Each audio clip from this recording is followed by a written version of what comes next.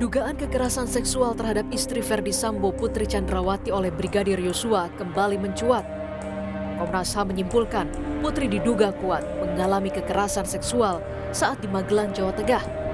Atas temuan dugaan ini, Komnas HAM meminta polisi menindaklanjuti. Padahal sebelumnya, pengusutan kasus dugaan pelecehan seksual sudah dihentikan polisi. Terdapat dugaan kuat terjadinya peristiwa kekerasan seksual yang dilakukan oleh Brigadir J kepada saudari PC di Magelang tanggal 7 Juli 2022. Sementara berdasarkan temuan Komnas Perempuan, Putri Chandrawati enggan melaporkan kekerasan seksual yang menimpanya karena merasa malu. Bahkan Putri kerap menyebut lebih baik mati. Rasa malu, menyalahkan diri sendiri, takut pada ancaman pelaku, dan dampak yang mungkin mempengaruhi seluruh kehidupannya. Posisi sebagai istri dari seorang petinggi kepolisian pada usia yang jelang 50 tahun, memiliki anak perempuan maupun rasa takut pada ancaman dan menyalahkan diri sendiri sehingga merasa lebih baik mati, ini disampaikan berkali-kali. Meski Putri Chandrawati sudah ditetapkan sebagai tersangka karena diduga terlibat kasus pembunuhan berencana Yosua, namun atas alasan kemanusiaan, Putri tidak ditahan. Tim Liputan, Kompas TV. Temuan dugaan kekerasan seksual yang dialami istri Verdi Sambo oleh Yosua menimbulkan pro kontra. Kita bahas bersama kuasa hukum keluarga Yosua, Mansur Febrian, dan Erik S. Paat, advokat Perkat Nusantara. Selamat petang, Bapak-Bapak. Selamat petang. Saya ke Mas Febri. Soal temuan adanya dugaan kekerasan seksual yang diduga dilakukan Yosua berdasarkan pernyataan Komnas HAM, Anda melihat ini merugikan pihak Anda? Baik, Priska, tentunya terkait apa yang disampaikan oleh pada Komnas HAM ini sangat membingungkan dan Karena? juga jelas merugikan daripada daripada klien kami yang sudah meninggal. Ya. Karena dalam posisi ini seolah-olah Komnas HAM ini sudah seperti penyidik yang menyimpulkan sesuatu hal. Bahkan tim sus sendiri tidak ada menyimpulkan apapun. Nah, kami berpatokan bahwa perkara dugaan pelecehan ini tidak pernah ada dan sudah di SP3-kan. Kami juga mendapat surat terkait SP3 tersebut. Jadi sangat bingung dan kaget ketika Komnas HAM ini menyimpulkan hal-hal yang berbau asusila. Karena kalau kita ketahui prosesi daripada dugaan asusila ini kan sifatnya sangat tertutup. Tapi kok ini sangat lantang dan berani Komnas HAM ini menyampaikan sesuatu hal yang... Apa yang Anda lihat dari simpulan Komnas HAM ini, Mas Febri? Yang saya lihat ini seolah-olah akan membuat blunder, memberikan rekomendasi kepada penyidik untuk seperti seolah membingungkan kalau penyampaiannya. Membingungkannya kenapa? Karena seolah-olah sudah menjadi seperti penyidik. Oke. Dasar apa yang digunakan Komnas HAM untuk menyimpulkan hal tersebut? Apakah Komnas HAM ini sudah memiliki laboratorium forensik untuk menguji hal tersebut? Apakah menerima hasil daripada visum et repertum? Atau hanya sebagai keterangan? Kita juga harus berpatok kepada pasal. Dianggap blunder dan membingungkan begitu ya, Mas. Saya ke Pak Erik, tanggapan Anda? Ya, saya lihat ini sesuatu yang biasa dalam proses hukum ya. Biasa dalam hal apa? Ya, artinya dari apa yang di Komnas HAM itu kan mereka melakukan penyelidikan, memanggil, kemudian rekonstruksi, kemudian mengambil kesimpulan, itu sesuatu yang umum saja gitu kan. Tapi penemuan apa yang ditemukan oleh Komnas HAM ini harus ditindaklanjuti. Tidak boleh dibiarkan. Karena ini yang sangat menentukan dalam proses hukum juga nantinya di persidangan. Ya, pelecehan kekerasan seksual ini tadi dikatakan oleh Komnas Perempuan, ya Ibu Putri sangat malu dengan peristiwa ini, sehingga tidak disampaikan. Tapi dari apa yang dilakukan oleh Komnas HAM Perempuan, pertemuan kepada Ibu Putri, terungkaplah ini gitu. Nah, menurut saya ini tetap harus ditindaklanjuti oleh polisi. Dalam hal ini dilakukan penyelidikan. Oke, jadi Anda bilang ini harus ditindaklanjuti, meskipun tadi kalau kata Mas Febri, Komnas HAM blunder mengeluarkan pernyataan ini. Begitu Pak Erik? Menurut saya tidak blunder. Ini kan sesuatu yang biasa dalam proses hukum itu kan. Tentu dilakukan proses penyelidikan, panggil lah para pihak yang dianggap terkait. Dan menurut Anda ini Ya harus kan? ditindaklanjuti meskipun sebelumnya laporan soal kekerasan seksual itu di SP3 kan? Iya, itu harus ditindaklanjuti lagi gitu kan. Ditindaklanjuti karena ada penemuan menurut Komnas HAM ada kekerasan seksual. Sehingga hal ini tidak memberikan kebingungan, memberikan kepastian gitu. Oke, dugaan Kepastian kekerasan hukum seksual, oh, baik, dugaan kekerasan seksual lokusnya berbeda. Kalau sebelumnya kan yang di Duren 3 ditutup kasusnya, berikutnya ini di Magelang. Mas Febri, kalau tadi kata Pak Erik, ini harus ditindaklanjuti rekomendasi dari Komnas HAM. Apa sih sebetulnya rekomendasi ini kan? Rekomendasi ini kan bisa bentuk saran. Saran tersebut bisa dilakukan, bisa juga tidak. Kami menghormati apa yang sudah di SP3-kan oleh penyidik dan kami tidak pernah mau terbawa sebuah skenario. Seperti rekan-rekan mungkin yang lainnya yang terbawa skenario ada tembak-menembak, ada pelecehan di Duren 3. Fakta sekarang yang sudah kita terima adalah sudah di SP3-kan, tidak pernah ada. Nah, kembali tadi saya sampaikan bahwa dari mana Komnas HAM ini menguji alat bukti tersebut. Apakah Komnas HAM ini sudah memiliki laboratorium forensik untuk menguji sebuah alat bukti? Atau dari mana hasilnya? Ini jangan membingungkan masyarakat. Dari awal dibuat skenario, kita semua dibohongi misalnya kan, seluruh publik Indonesia ini dibohongi dengan skenario seolah-olah Brigadir J ini melakukan hal-hal yang sangat menjijikkan. Dan sampai hari ini itu sudah dinyatakan tidak pernah ada. SP3-nya dinyatakan tidak pernah ada. Jadi Bukan sebaiknya tidak menurut muncul Anda bulan, tidak tidak ditindaklanjuti pernah ada. saran atau rekomendasi dari Komnas HAM yang Saran ini? dari kami ini adalah penyidik fokus untuk pembunuhan. Terkait pembunuhan berencananya ini sudah dilakukan dan kemudian terkait siapa saja yang terlibat. Jangan blunder terus ke arah keasusilaan. Malah Ya. saya berpendapat apabila ini akan terus diarahkan ke arah asusila, apakah akan memasukkan pasal 49 KUHP? Oh, Dalam hal ini oke. ada not weird, ada not weird access. Nah, Apakah mengarah yang ke sana? Oke, kita akan bahas dari sisi konstruksi kasusnya karena jadi menarik, Mas Febri juga Pak Erik. Kita ingat kasus kekerasan seksual di awal yang di Duren 3 itu di SP3 kan. Kenapa di SP3 kan? Kalau kata polisi karena dianggap obstruction of justice, bagian dari perintangan penyidikan. Kalau kekerasan seksual ini disidik lagi oleh polisi, apakah ini bisa memengaruhi penyidikan terhadap kasus pembunuhan berencana terhadap Yosua, Pak Erik? Ya, saya cuma melihat begini kan. Ada sebab akibat dalam peristiwa ini kan. Sedari awal yang saya cuma mengikuti di media, ya kan, penyebabnya adalah waktu itu berkaitan dengan kekerasan seksual ini. Dasar sampai terjadi peristiwa pembunuhan itu. Di situ juga waktu itu berbicara tentang harkat martabat. Nah, karena ini menurut saya sangat berkaitan penyebab daripada peristiwa pembunuhan itu, maka ini harus diperjelas.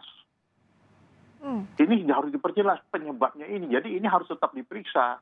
Betul atau tidak, kita serahkan saja kepada penyidik yang berwenang gitu. Sehingga memberikan kepastian hukum. Oke, meskipun kalau unsur pembunuhan berencana yang dibuktikannya unsur-unsur dalam pasal 340 saja begitu Pak Erik ya. Kenapa ini dianggap urgent untuk turut juga disidik? Karena berkaitan itu sebab akibat. Tidak mungkin ada peristiwa kalau menurut saya ya tidak mungkin terjadi peristiwa pembunuhan tanpa permasalahan ini penyebabnya gitu. Makanya dari waktu itu saya selalu bertanya apa sebabnya, penyebabnya apa, ya kan? Oke. Nah, ternyata penyebabnya ini. Nah ini harus diungkapkan. Mas Tidak Febri. mungkin terjadi pembunuhan Ya, berencana tanpa ada sebabnya. Oke, baik. Kalau kata Dari Pak awal memang- Erik kan ada sebab akibatnya. Ini bisa disidik jadi kausalitasnya. Kalau Anda melihat ada hubungan kausalitasnya kah, sebab akibatnya kah, Mas Febri? Dari awal saya memang tidak pernah sepakat dengan rekan senior saya ini, Pak Erik. Dari awal saya katakan, karena kenapa? Sudah ketahuan Pak, sudah dinyatakan bahwa ini sebuah kebohongan. Apa yang harus kami percaya? Alat bukti mana? Apakah si almarhum ini bisa mempertanggungjawabkan apa yang dituduhkan? Kecuali keluarganya yang membela? Kan tidak ada sampai hari ini. Dan alat bukti apa? Saksinya siapa? Nah, kalau memang saksinya dari pihak mereka, ini bisa dikatakan nullus tesis. Satu saksi bukan saksi, Pak. Jadi apakah atas dasar pengakuan, atas dasar rekaan, itu yang menyimpulkan daripada Komnas HAM? Mana buktinya, mana CCTV-nya? CCTV ini sudah dihilangkan dari awal. Sudah dirusak oleh beberapa pihak. Ini bisa dinyatakan dengan keterlibatan dari perwira tinggi sama dengan Bintara. Itu terlibat semua, Pak. Diperiksa semua. Ini bukan cuma obstruction of justice sebagaimana dimaksud dalam pasal 221 KUHP. Ini juga 233 pengerusakan, Pak. Berarti kita kategorikan yang merusak juga tersebut bisa kenakan pasal 55 juga turut serta dalam hal ini. Jadi apa yang mau dipaksakan sebetulnya?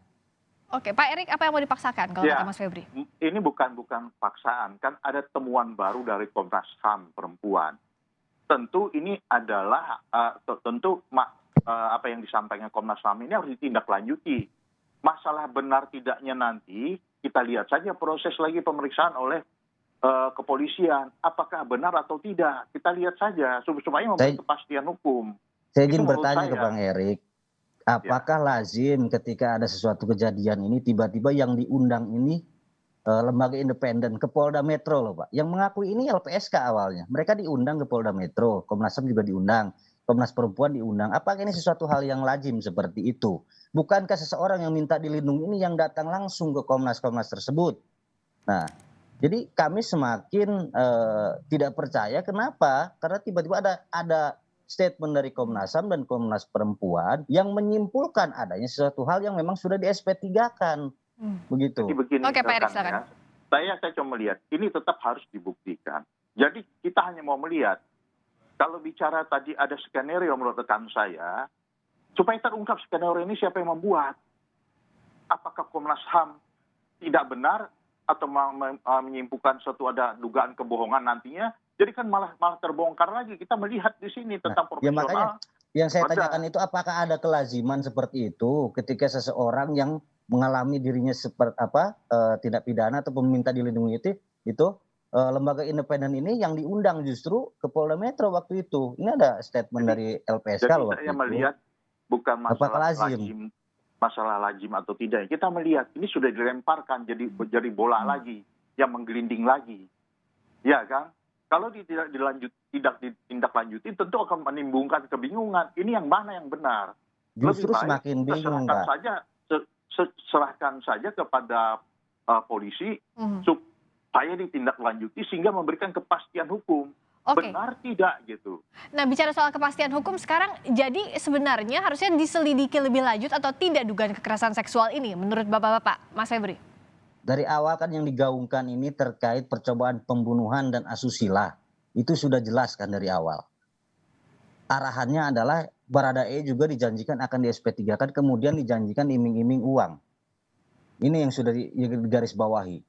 Kemudian gagal skenario di Duren 3, apakah akan dilarikan juga ke ke Magelang? Alat bukti apa? Apakah cuma hanya sebatas keterangan saksi yang menyampaikan tersebut kemudian menjadi rekomendasi disimpulkan bahwa ada kejadian tindak pidana pelecehan tersebut? Dan ketika sebelum hari naas tanggal 7, Ibu PC itu masih berkomunikasi dengan adik almarhum, memfotokan ketika almarhum itu masih menyetrika anak daripada Pak Epes dan Bu PC.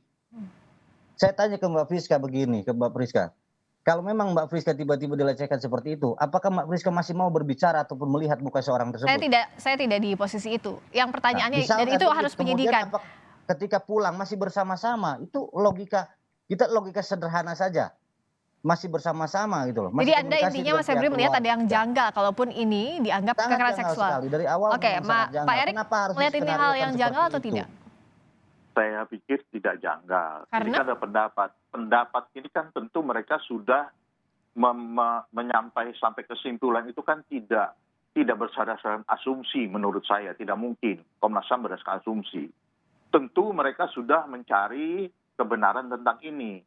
Nah, masalah pembuktiannya nanti biarlah polisi yang memeriksa, memenuhi hingga alat-alat bukti itu ada tidak. Iya kan? Supaya kita melihat Komnas HAM ini jujur apa tidak juga dalam bekerja, profesional atau tidak. Iya kan? Menurut saya serahkan saja, jadi kita bisa menilai di sini. Kalau rekomendasi Komnas HAM ini kan sifatnya tidak wajib, artinya bisa ditindaklanjuti atau tidak bergantung pada penyidik. Pak Erik melihatnya penyidik harus menindaklanjuti ini? Harus menindaklanjuti, semua memberi kepastian, karena ini kan membingungkan gitu jadinya.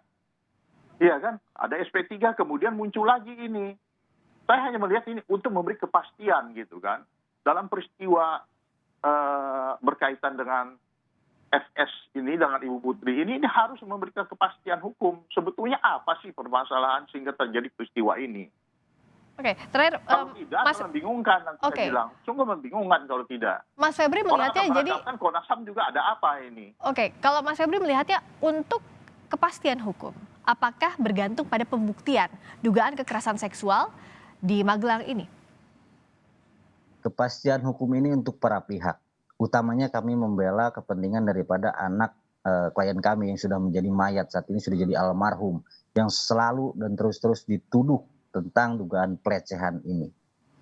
Nah, makanya kami selalu mengikuti apa yang menjadi saran Bapak Presiden kita, Bapak Presiden Jokowi dan Bapak Kapolri. Ini dilakukan secara terbuka, terang benderang dan transparan. Untuk rekonstruksi saja, kami sebagai pihak pelapor ini ditolak, tidak diizinkan untuk masuk dengan kata-kata pokoknya. Jadi saya sampaikan sampai hari ini, kata-kata pokoknya itu saya ambil kata-kata Pak Dirtipidum supaya pokoknya Ibu PC ini ditahan. Karena kenapa? Jangan sampai ada hal-hal nanti kemudian yang akan merugikan penyidikan ini. Jadi jangan membedakan ibu-ibu yang mendapatkan masalah hukum dengan Ibu PC ini. Kenapa harus ada pembeda, ada keistimewaan dengan alasan kemanusiaan? Ibu-ibu banyak loh sampai menyusui di dalam tahanan. Baik, jadi yang jelas kalau bicara soal pro justisia, kita akan nantikan keputusan dari tim sus selaku penyidik kasus ini, terutama kasus pembunuhan berencana jangan sampai dikabulkan. Kalau soal dugaan kekerasan seksual bergantung pada tim khusus untuk memutuskan rekomendasi dari Komnas HAM ditindaklanjuti atau tidak. Terima kasih Pak Mansur Febrian, kuasa hukum keluarga Yosua. Terima kasih Pak Erik Espat, advokat Perkat Nusantara.